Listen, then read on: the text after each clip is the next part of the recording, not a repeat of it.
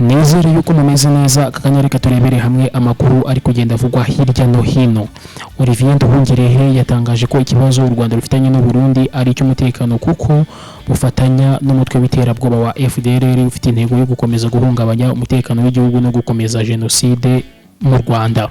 Ingabo z'u Burundi zimaze imyaka irenga 3 zifatanya n'iza FARDC mu rugamba rwo guhangana na AFC M23 mu ntambara ihanganye n'ubutegetsi bwa Kisekedi. Raporo zitandukanye za ONU zigaragaza ko ingabo za leta zifatanya n'abarwanyi b'umutwe w'iterabwoba wa FDLR muri iyi ntambara. FDLR ni umutwe w'iterabwoba ugizwe n'abahoze muri ex-FARE n'interahamwe zasize zikoze genocide yakorewe abatutsi mu mwaka w'1994 mu Rwanda.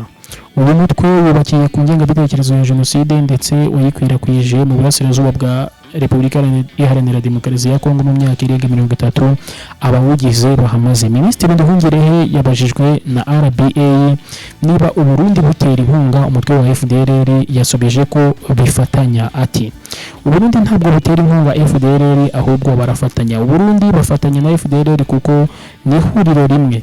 FARDC ifatanya na FDLR igafatanya n'ingabo z'u Burundi igafatanya n'abacancuro bose ni ihuriro rimwe. Olivier Nduhungirehe yavuze ko muri Kivu y'Amajyepfo habarizwa ingabo z'u Burundi zirenga 20,000 zari zarafungiye abanyamurenge mu mazu yabo ku buryo badashobora kujya ku masoko no mu bindi bikorwa byatuma bibeshaho. Mu burasirazuba bwa Repubulika Iharanira Demokarasi ya Kongo kandi hari abarwanyi babarirwa hagati y'7,000 barwana ku ruhande rw'ingabo za FARDC bafatanyije n'u Burundi.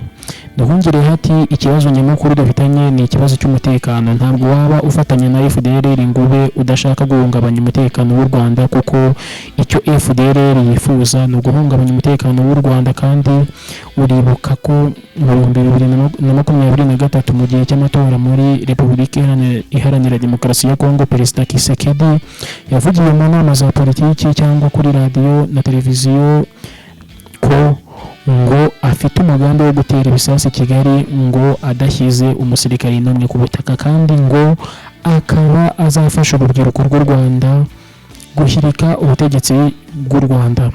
Aya magambo Kisekedi yavuze ku manywa y'ihango kandi ibikorwa yakoze nyuma yaho byarabigaragazaga kuko yahise ahuza ingabo za FARDC, FDLR, ingabo z'u Burundi n'abacancuro ngo bafatanye muri urwo rugamba ruganisha ku guteza umutekano muke mu Rwanda. Ati ibi bintu byose bibangamiye umutekano wo mu karere. Kugira ngo rero icyo kibazo gikemuke nuko izo ngabo z'abarundi ziva iburasirazuba bwa Kongo zikava mu burasirazuba bwa Kongo, nuko umutwe wa FDLR warandurwa kandi n'ibyo bitero by'ingabo za Kongo bikarangira, hanyuma tukabona uko dushyira mu bikorwa ari amasezerano twashyizeho umukono. U Rwanda rugaragaza ko kugeza muri Werurwe 2025 umubano w'u Rwanda n'u Burundi werekezaga mu nzira nziza, ariko bikazambywa nuko Perezida Ndayishimiye Neva yarengaga ku biganiro byabaye akajya mu bitangazamakuru mpuzamahanga kubeshyira u Rwanda ko rwenda gushoza intambara ku gihugu cye.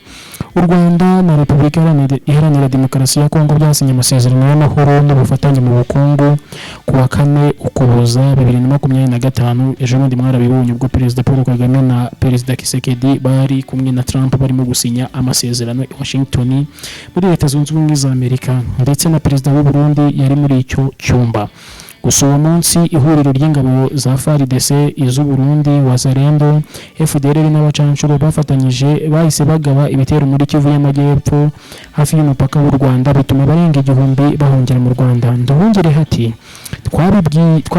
twabibwiye abahuza, twabibwiye n'abantu bose tuganira ko icyo twifuza nuko amahoro yagaruka. Kugira ngo rero amahoro agaruke nuko ingabo z'u Burundi ziteza umutekano muke hariya muri Kivu y'Amajyepfo zavaho ndetse zikaba zataha zikajya Bujumbura mu Burundi, n'ibyo bitero bya guverinoma ya Kongo nabyo bikarangira, kugira ngo turebe ko twashyira mu bikorwa amasezerano twasinye. Amasezerano yasinywe arimo ingingo zivuga ko imirwano n'intambara bigomba guhagarara.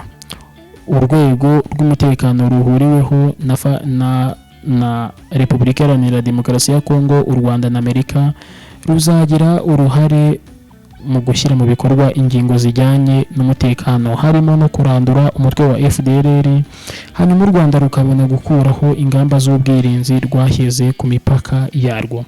Minisitiri Nduhungirehe Olivier yavuze ko uwifatanya na FDLR wese aba ashaka guhungabanya umutekano w'u Rwanda.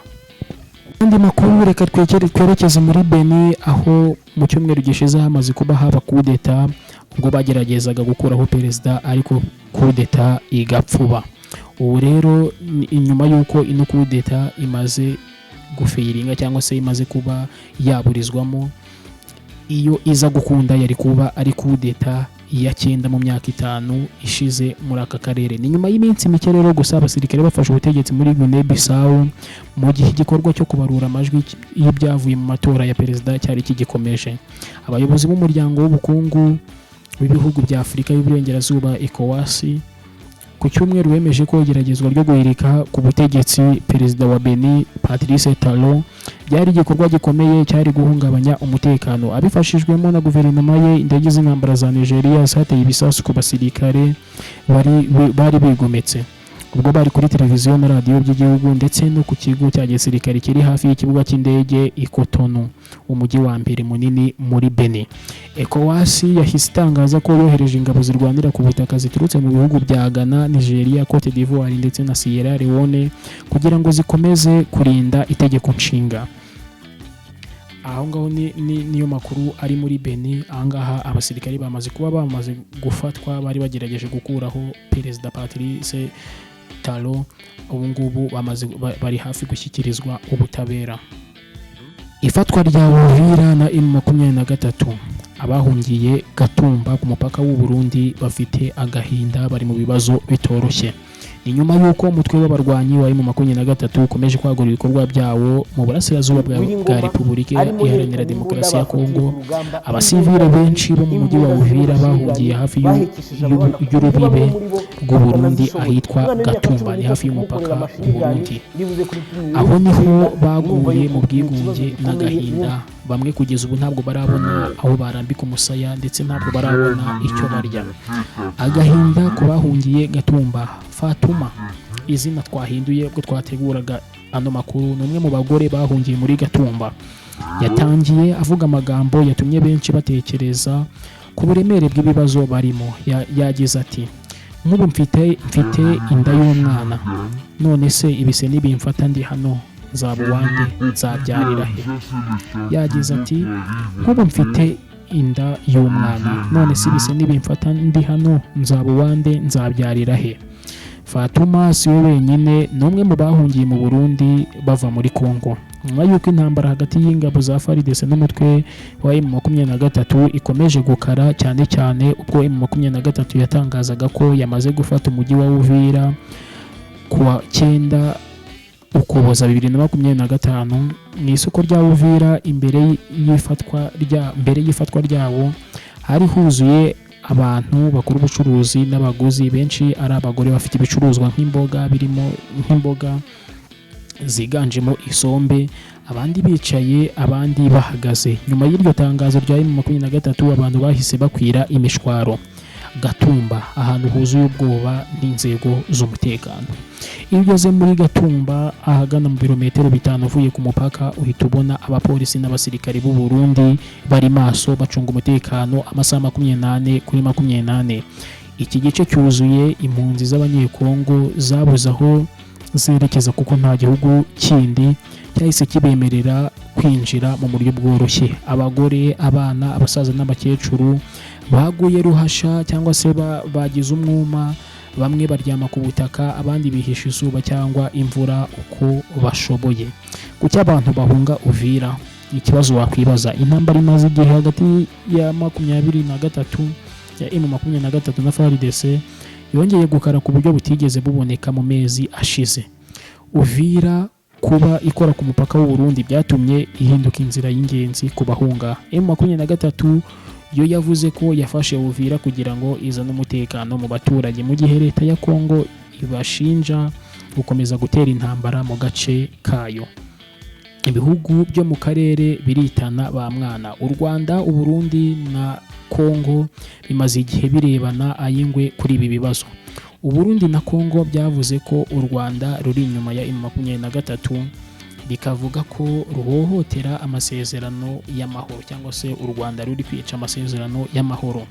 U Rwanda rwo rugasubiza ko FARDC n'ingabo z'u Burundi arizo zarenze ku masezerano zishyira imbaraga mu bufatanye bugamije kurutera. Ibi byose byabaye mu gihe Amerika yari iherutse guhuza Perezida Kagame na Perezida Tshisekedi Tshilombo bakemeza amasezerano mashya yo guhagarika imirwano. Abaturage bo nibo barimo kubabara, ni kumwe bavuga ngo aho inzovu zirwaniye hababara ibyatsi.